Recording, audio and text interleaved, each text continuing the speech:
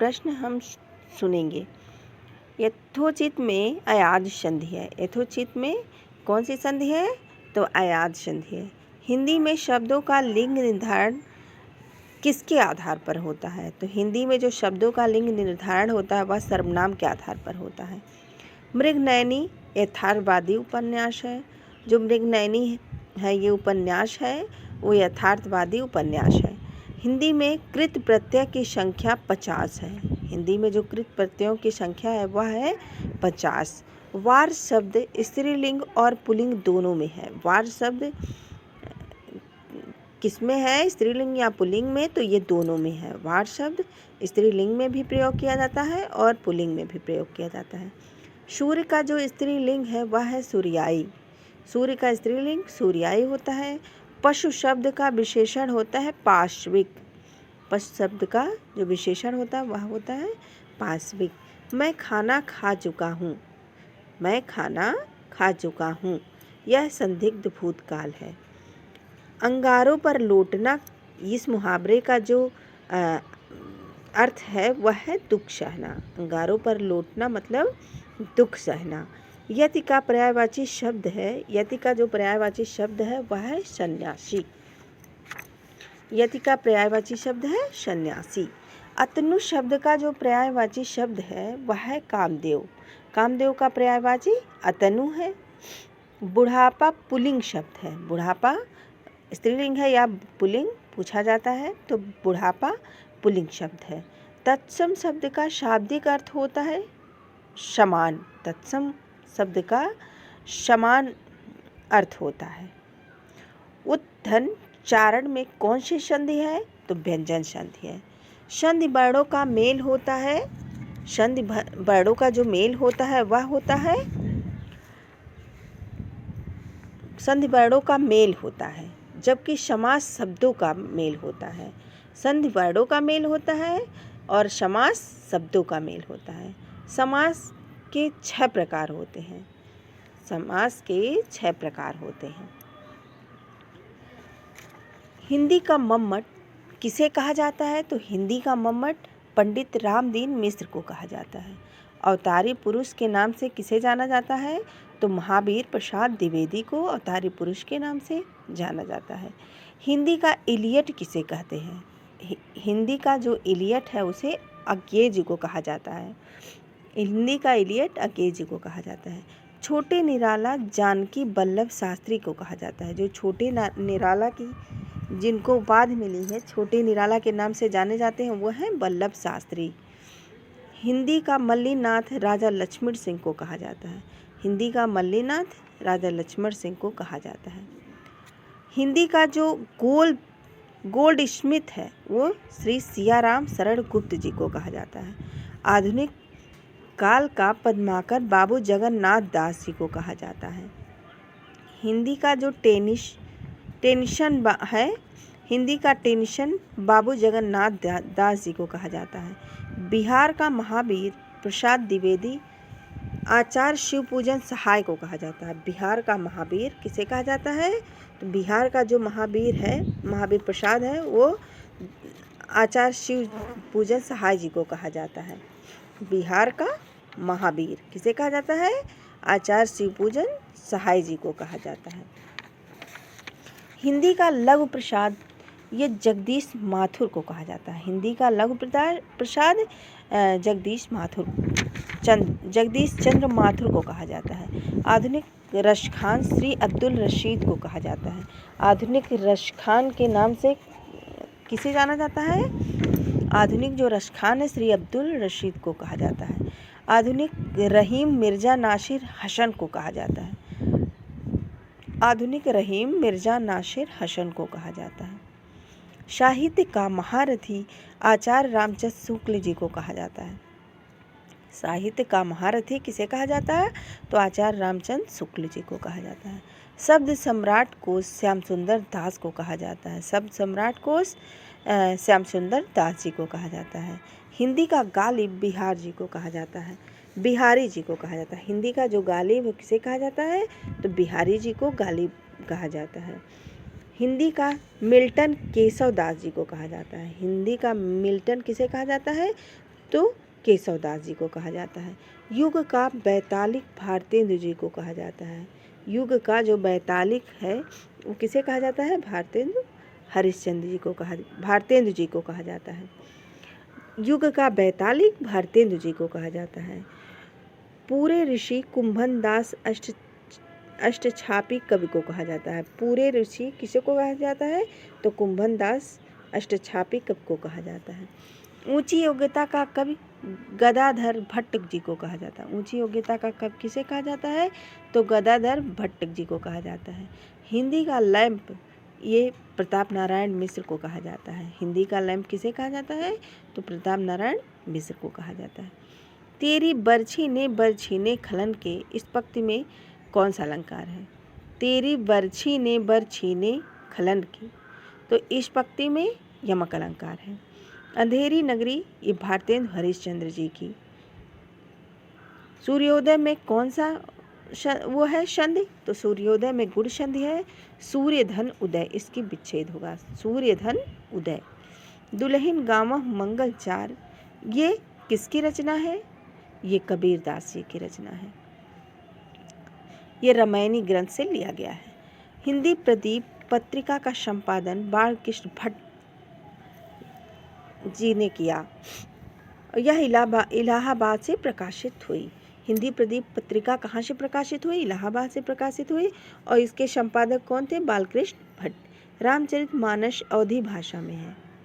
इसका जो रामचरितमानस में जो मंगलाचरण हुआ है वो संस्कृत भाषा में हुआ है। आनंद कादम्बरी किसकी रचना है? तो आनंद कादम्बरी बद्री नारायण चौधरी प्रेमघन की रचना है। मृगावती किसकी रचना है? मृगावती कुतुबन की रचना है। जो बाणी द्वारा व्यक्त ना की जा सके उसे एक शब्द में क्या कहेंगे? तो अनिर्वचनीय कहेंगे। जो बाणी द्वारा व्यक्त ना की जा सके एक शब्द उसका क्या होगा? तो अनिर्वचनीय होगा। आचरण की सभ्यता ग्रंथ काव्य किसने लिखा? तो आचरण की सभ्यता जो ग्रंथ काव्य है वह सरदार पूर्ण सिंह जी ने लिखा। भूषण किस काल के कवि हैं? भूषण रीत काल के कवि हैं। भूषण किस काल के कवि हैं? तो ये रीत काल के कवि हैं। इनकी रचना कौन सी है? तो ये राजभूषण रचना है। इनकी भूषण की रचना है छत्रसाल दशक, शिवबावनी और राजभूषण। ठीक है। विनय पत्रिका की भाषा कौन सी थी? विनय पत्रिका की जो भाषा थी वह ब्रज भाषा थी। विनय पत्रिका की भाषा कौन सी थी? तो वह ब्रज भाषा थी। और ये किसके द्वारा लिखा गया? विनय पत्रिका किसके द्वारा लिखी गई है? तो ये तुलसीदास जी द्वारा लिखी गई है। मनसिज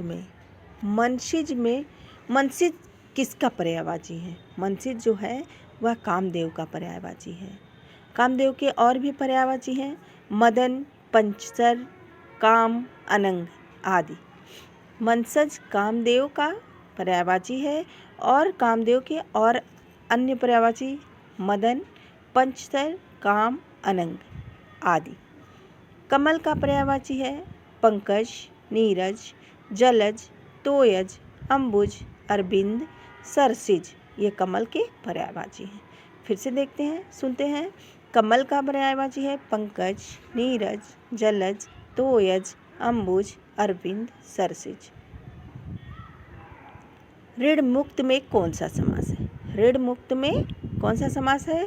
तो ऋण मुक्त में तत्पुरुष समास है। पशेरी में समास है। पसेरी में कौन सा समास है? तो पशेरी में द्विगु समास है। दशानन, चक्रधर, रघुपति ये तीनों में बहुब्रीहि समास है। दशानन, चक्रधर, रघुपति ये बहुब्रीहि समास है। अवर का विलोम होता है प्रवर। अवर का विलोम होता है प्रवर और अधम का विलोम होता है उत्तम। जुहार शब्द का अर्थ होता है झुककर। जुहार जो शब्द है इसका अर्थ होता है झुककर, स्वागत करना। यह देशज शब्द है। जुहार शब्द देशज शब्द है और इसका अर्थ है झुककर। न्याय नीति में कौन सा समास है? न्याय नीति में द्वंद्व समास है। न्याय और नीति में कौन सा समास है? तो न्याय और नीति में द्वंद्व समास है। अघोष व्यंजन होते हैं प्रत्येक वर्ग का प्रथम एवं द्वितीय वर्ण तथा उष्म शा शा शा ये अघोष व्यंजन कहलाते हैं।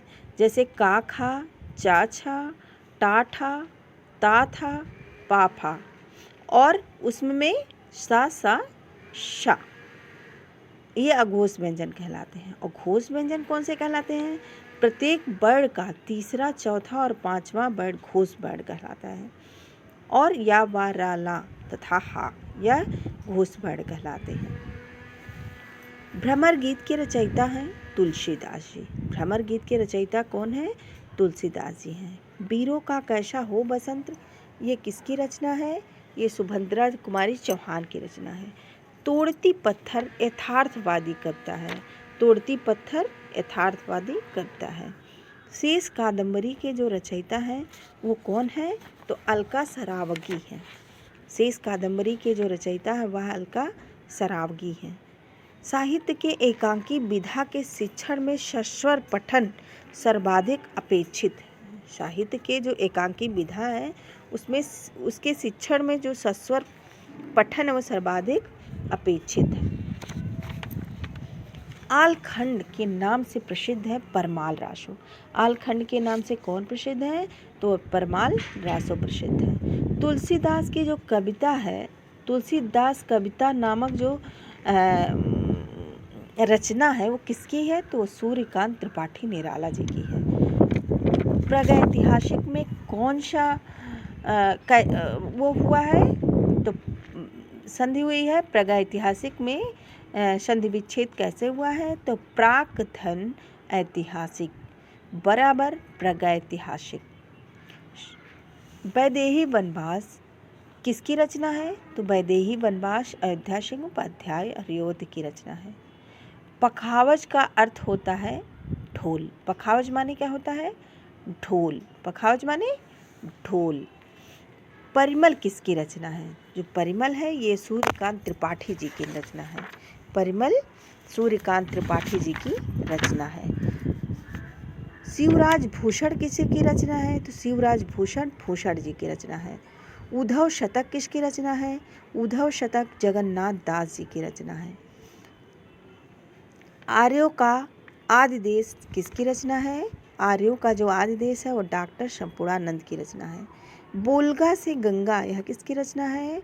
तो राहुल संकृत्यायन की रचना है।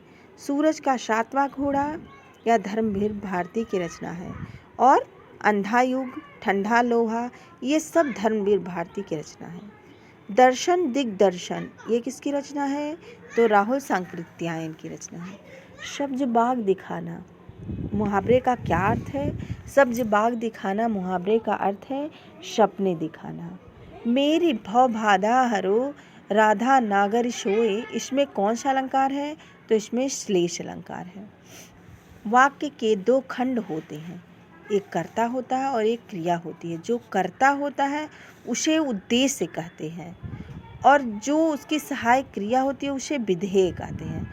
फिर से देखते हैं, वाक्य के दो खंड होते हैं, एक कर्ता होता है, एक क्रिया होती है। जो कर्ता होता है उसे उद्देश्य कहते हैं और जो सहायक क्रिया होती है उसे विधेय कहते हैं। तो उद्देश्य और विधेय किसे कहते हैं ये आप बहुत अच्छे तरह से समझ सकते हैं। जो वाक्य के दो खंड होते हैं, एक कर्ता होता है और एक क्रिया होती है। जो क्रिया होती है उसे उद्देश्य कहते हैं और जो सहायक क्रिया होती है वह विधेय होती है। मोहन बाजार जा रहा है, उदाहरण देखेंगे, मोहन बाजार जा रहा है। मोहन में उद्देश्य है जबकि बाजार विधेय है। जिन शब्दों में प्रयोग के अनुसार कोई परिवर्तन नहीं होता वह अभिकारी शब्द होते हैं। जैसे प्राण, आत्मा, इसका बहुवचन नहीं होता है। प्राण का बहुवचन नहीं होता है, इसलिए यह क्या है? अभिकारी शब्द है। झूठा सच उपन्यास यशपाल जी का है। झूठा सच उपन्यास जो है वो किसका है? तो यशपाल जी का है। वैशाली की नववधू ये किसकी रचना है? तो आचार्य चतुर्सेन शास्त्री की रचना है। अनाम दास का पोथा यह किसने लिखा? यह हजारी प्रसाद द्विवेदी ने लिखा। अनाम दास का पोथा की रचनाकार है हजारी प्रसाद द्विवेदी। सारा आकाश के लेखक हैं राजेंद्र प्रसाद। शिव प्रसाद सिंह का उपन्यास है औरत। जो औरत उपन्यास के लेखक हैं वो शिव प्रसाद सिंह हैं। मछली मरी हुई ये किसकी रचना है? तो राजकमल चौधरी की रचना है। आधा गांव उपन्यास राही मासूम रजा की है। आधा गांव जो उपन्यास है किसकी रचना है? तो राही मासूम रजा की। मानस का हंस तुलसी के जीवन पर आधारित है। मानस का हंस जो रचना है वो किसके जीवन पर आधारित है? तो ये तुलसी के जीवन पर आधारित है। महाभोज उपन्यास जो लिखा है वो किसने लिखा है? ये मन्नू भंडारी ने लिखा है। महाभोज उपन्यास किसने लिखा? तो मन्नू भंडारी ने लिखा। लाल टीन की छत ये किसकी रचना है? तो निर्मल वर्मा की रचना है। तमस किसकी रचना है? भीष्म साहनी की। तमस जो है भीष्म साहनी की रचना है। लाल टीन की छत निर्मल वर्मा की रचना है। महाभोज उपन्यास ये मन्नू भंडारी की रचना है। हिंदी का प्रथम महाकाव्य पृथ्वीराज रासो है। हिंदी का जो प्रथम महाकाव्य था वो पृथ्वीराज रासो द्वारा लिखा गया। हिंदी का प्रथम महाकाव्य है पृथ्वीराज रासो। और आधुनिक काल का राम काव्य किसे कहा जाता है? साकेत को कहा जाता है। आधुनिक काल का राम काव्य साकेत को कहा जाता है। कवि प्रिया किसकी रचना है? कवि प्रिया केशवदास जी की रचना है। खड़ी बोली का प्रथम महाकाव्य प्रिय प्रवास। खड़ी बोली का जो प्रथम महाकाव्य है वो है प्रिय प्रवास। और हिंदी का प्रथम महाकाव्य पृथ्वीराज रासो। आधुनिक काल का राम काव्य साकेत जी को कहा जाता है।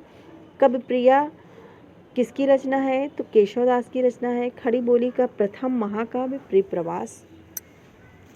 परख किसकी रचना है? परख जो है वो जैनेन्द्र जी की रचना है। हिंदी गद्य के जन्मदाता कौन है? हिंदी गद्य के जन्मदाता भारतेंदु हरिश्चंद्र हैं। सूरदास के गुरु कौन थे? सूरदास के जो गुरु थे तो वह वल्लभाचार्य जी थे। वापसी कहानी रचना है। वापसी कौन सी रचना है? तो एक कहानी रचना है। वापसी कहानी रचना है। विद्यापति की पदावली की भाषा कैसी है? मैथिली है। विद्यापति की जो पदावली की भाषा है वो मैथिली है। बिहारी जय सिंह के दरबार कवि थे। बिहारी किसके कवि थे? तो वो जय सिंह के कवि थे, दरबारी कवि थे।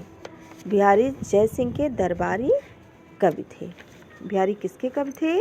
तो जय सिंह के दरबारी कवि थे। मात्राज्ञा में यड़ संधि है। मात्राज्ञा में कौन सी संधि है? तो मात्राज्ञा में यड़ संधि है। नयन में अयाद संधि है। नयन में अयाद संधि है। मात्राज्ञा की संधि देखेंगे। मार्ति धन आज्ञा। मार्ति धन आज्ञा। मात्राज्ञा में यड़ संधि है। नयन में अयाद संधि है। ने धन अन बराबर क्या हो गया? नयन। शम धन धी बराबर संधि। संधि व्यंजन संधि है। शम धन धी बराबर संधि व्यंजन संधि है। का से हा तक के व्यंजन संधि होती है और माँ आधा हो जाता है। का से हा तक जो व्यंजन होते हैं उसमें अगर संधि होती है तो व्यंजन संधि होती है और माँ आधा हो जाता है। पाठ धन अक पाठक बराबर पाठक। कृत प्रत्यय क्रिया धातु शब्दों के साथ जुड़ते हैं। कृत प्रत्यय जो होते हैं वो क्रिया धातु के शब्दों के साथ जुड़ते हैं। तद्धित संज्ञा सर्वनाम विशेषण से मिलकर बनते हैं। तद्धित संज्ञा सर्वनाम विशेषण से मिलकर जो तद्धित प्रत्यय होते हैं वो संज्ञा सर्वनाम विशेषण से मिलकर बनते हैं। बहुव्रीहि में कोई पद प्रधान नहीं होता है। बहुव्रीहि में कोई पद प्रधान नहीं होता है बल्कि अन्य पद प्रधान होते हैं। भाषा सभी विषयों के केंद्र में है। भाषा सभी विषयों के केंद्र में है। चिरंतन का जो विलोम होता है वह होता है नाश्वर। चिरंतन का विलोम नश्वर होता है। अंबर पनघट में डुबो रही तारा घट उषा नागरी, इसमें कौन सा अलंकार है? तो इसमें रूपक अलंकार है। अंबर पनघट में डुबो रही तारा घट उषा नागरी में कौन सा अलंकार है? तो इसमें रूपक अलंकार है। गांठ का पूरा मुहावरा का अर्थ है मालदार। गांठ का पूरा मुहावरे का जो अर्थ है वो होता है मालदार। दिक धन गज दिग्गज, दिक धन गज दिग्गज। आदिकाल में पहेलियाँ किसने लिखा? तो आदिकाल में जो पहेलियाँ लिखने वाले कवि थे वो थे खुसरो। तेरी बरछी ने बरछीने है खलन के पक्ति में अलंकार कौन सा है? तो एमा का अलंकार है। रामचरितमानस अवधी भाषा में लिखा गया काव्य है। आनंद कादंबरी के लेखक है बद्री नारायण प्रेमघन। आनंद कादंबरी के जो लेखक हैं वो बद्री नारायण प्रेमघन है। मृगावती रचना है कुतुबन की। मृगावती जो रचना है वो है कुतुबन की रचना है। आचरण की सभ्यता सरदार पूर्ण सिंह जी ने लिखा। अष्टछाप की स्थापना 1565 ईस्वी में हुई थी। अष्टछाप की जो स्थापना है वो 1565 ईस्वी में हुई थी। विशाल का विलोम लघु होता है। विशाल का विलोम लघु होता है। भाषा अर्जन के संबंध में कथन सही है, भाषा सहज होता है। भाषा अर्जन में के संबंध में कथन जो सही है वह है भाषा सहज होता है। भाषा सभी विषयों के केंद्र में होती है। भाषा जो होती है वो सभी विषयों के केंद्र में होती है। हंस पत्रिका के संपादक हैं प्रेमचंद। हंस पत्रिका के जो संपादन है वह प्रेमचंद्र हैं। कायाकल्प पहला उपन्यास है जो मुंशी प्रेमचंद द्वारा लिखा गया है। कायाकल्प पहला उपन्यास है मुंशी प्रेमचंद का। भारत भारती के लेखक हैं मैथिली शरण गुप्त। भारत भारती के लेखक कौन है? मैथिली शरण गुप्त। राष्ट्रपति की उपाधि दी गई थी 1912 में। राष्ट्रपति की उपाधि दी गई थी 1912 में। भिक्षुक किसकी रचना है? भिक्षुक जो है वो सूर्यकांत त्रिपाठी निराला जी की रचना है।